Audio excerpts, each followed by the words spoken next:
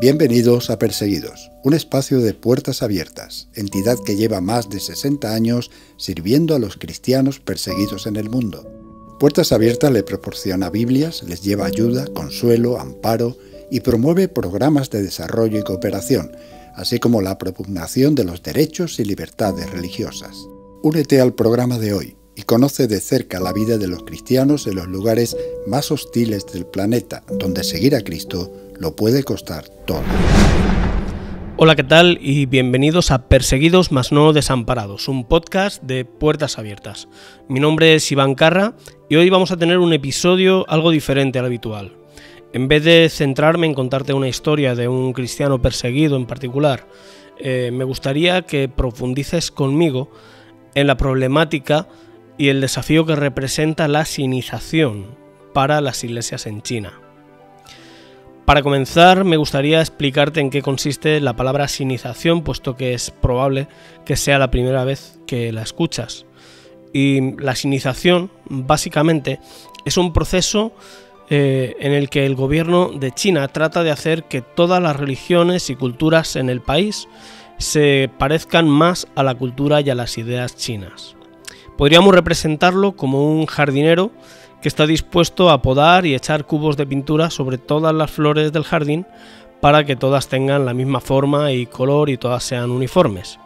En este caso, acorde a los dictados del Partido Comunista Chino y de su ideología. En el caso de las religiones, esto significa que las prácticas y creencias religiosas tienen que ser compatibles con lo que el Partido Comunista quiere. Esto incluye la corrección y adaptación de textos bíblicos, o sea, literalmente la transformación de la Biblia a un modelo comunista. El gobierno de China está endureciendo este proceso de sionización para unificar todas las religiones del país. Esto incluye la obligación de colgar un cartel en todas las iglesias que alabe al Partido Comunista, incluso por encima del mismo Dios.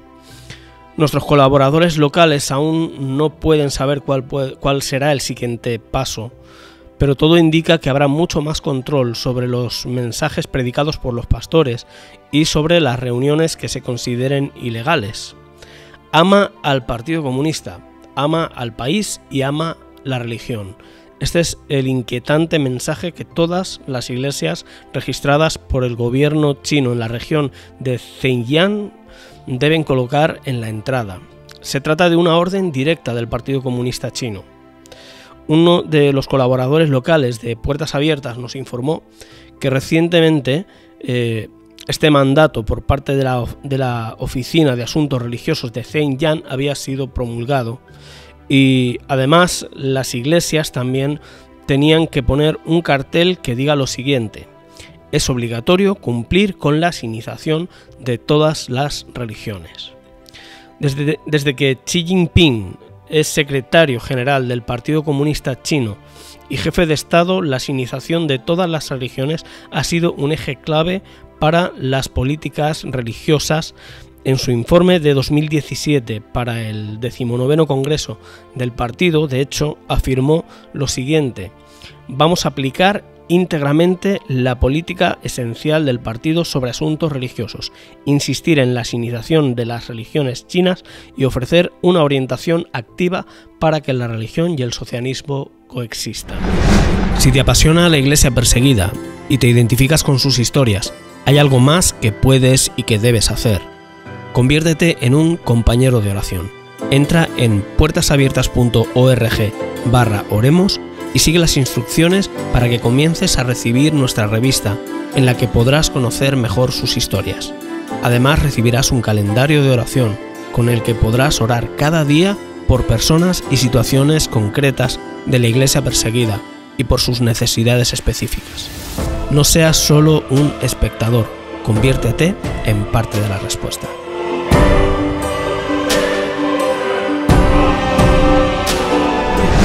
Hemos hablado con nuestros contactos en China para poder entender mejor lo que conlleva un nuevo mandato, este nuevo mandato para las iglesias del país, tanto a corto como a largo plazo.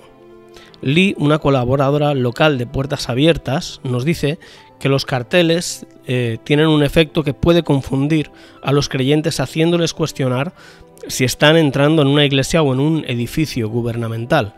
Además, los líderes de las iglesias también estarían más controlados por las autoridades, sobre todo cuando se trata de tomar decisiones sobre su propia iglesia que ellos están liderando. Los líderes del grupo de las iglesias de las 3 autonomías están preocupados por la nueva orden, nos informa nuestra hermana Lee. Tienen que obedecer el mandato y no tienen alternativa. ¿Por qué? Pues porque concretamente las iglesias que pertenecen al movimiento de las 3 autonomías son un tipo de iglesias que tienen unas limitaciones, si se puede decir, aún más altas que el resto de iglesias. De forma resumida, son iglesias que están directamente bajo el control del gobierno chino. Estas iglesias están obligadas a cumplir por ley con 3 autonomías, y de ahí el nombre de las 3 autonomías. La primera autonomía es la autonomía de gestión de asuntos internos. Esto implica que las iglesias aceptan la autoridad del gobierno sobre su liderazgo, finanzas y decisiones internas, permitiendo que el gobierno influya en la elección de líderes religiosos y en las decisiones tomadas dentro de la iglesia.